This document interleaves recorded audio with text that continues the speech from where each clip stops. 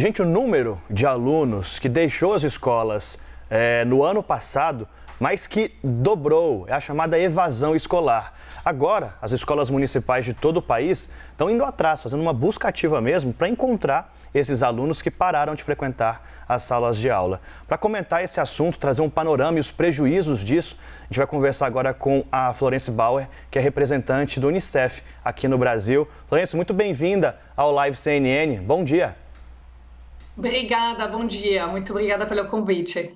A gente pode estimar, seja a médio ou a curto prazo mesmo, o prejuízo de tamanha evasão escolar? É impressionante, 171%. Não, o que a gente está vendo é que o Brasil é um país onde as escolas ficaram fechadas durante muito tempo, durante a pandemia. Então, efetivamente, a gente veio acompanhando, assim, durante toda a pandemia, o impacto que isso estava tendo e houve um aumento, assim, da evasão escolar, ou da desvinculação do âmbito escolar, porque é muito difícil para crianças e adolescentes estudar à distância quando não pode ter as aulas presenciais. Então, o impacto dessa situação ele afeta todas as dimensões assim do desenvolvimento da criança, afeta evidentemente a aprendizagem, mas tem afeto impactos também na própria nutrição, no maior risco de violência para essas crianças, na própria saúde mental.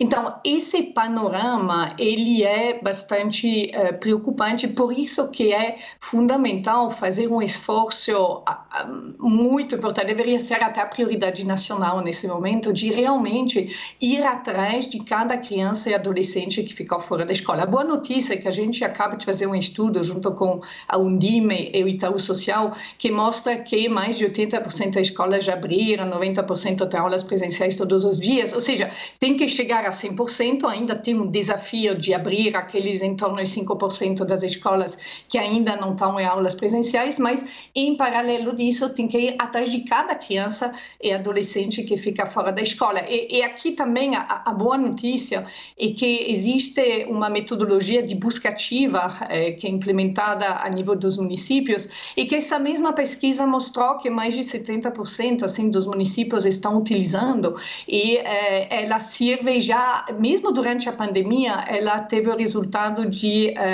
contribuir para que 80 mil crianças possam voltar assim ser matriculadas dentro da escola. Então, esse é o grande esforço que tem que ser feito nesse momento.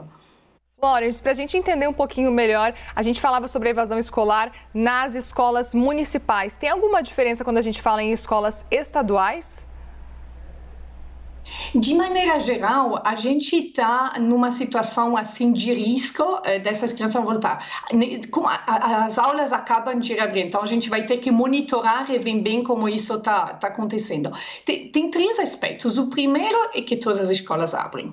O segundo é que as crianças matriculadas frequentam. E a pesquisa mostra que ainda teria uns 70, 80% assim que estão frequentando assim de maneira regular, mas tem aquele 20% que ainda não está frequentando de maneira regular. E depois tem aquelas crianças que deixaram de ir à escola, que não estão matriculadas, que são essas que têm que ser buscadas.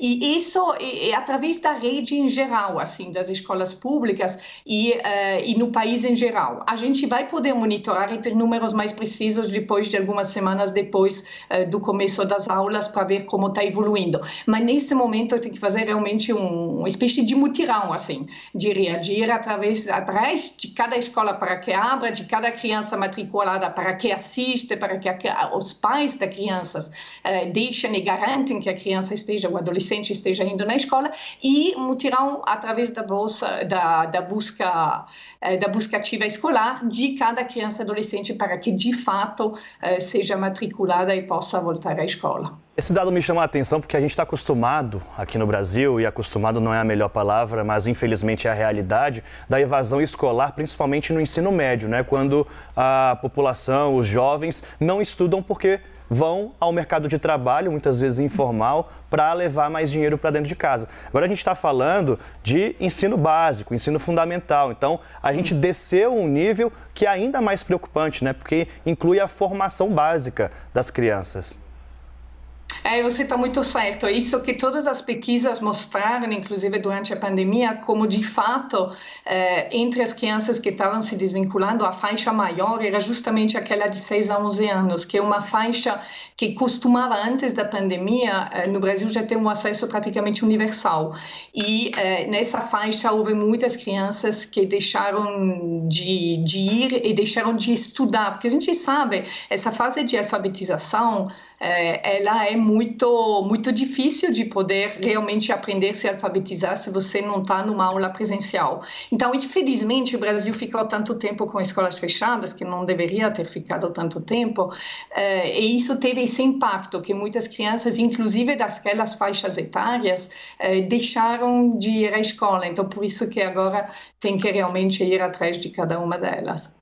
Florence, você acredita que só essa busca ativa seria realmente suficiente? A gente sabe que essa busca ativa já existe há algum tempo, porque evasão escolar, como o Daniel já disse, é uma preocupação muito constante aqui no Brasil. Claro que com a pandemia acabou se agravando. Você acha que com a busca ativa é suficiente para conseguir, pelo menos, reduzir um número significativo de jovens que estão deixando de voltar às escolas?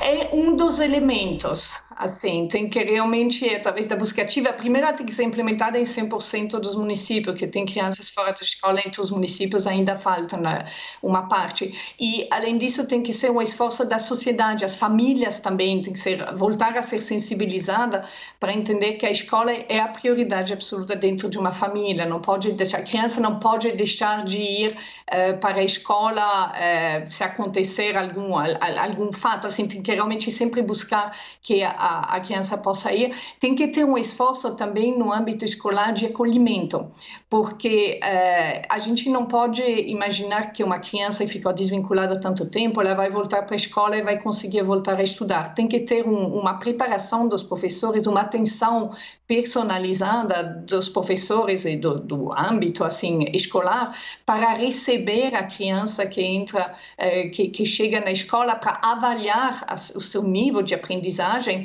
e para, em função disso, ter um apoio personalizado para que possa recuperar.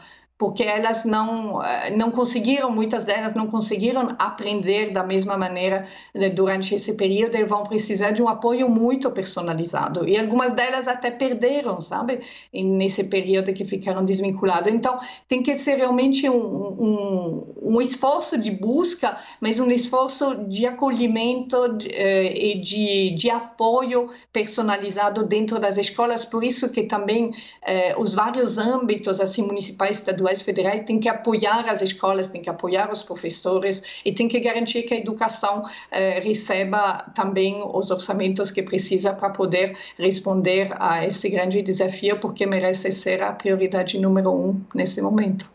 Florence Bauer, representante do Unicef aqui no Brasil, muito obrigado pelo bate-papo no Live CNN. Muito obrigada, foi um grande prazer. Disposição. Até uma próxima.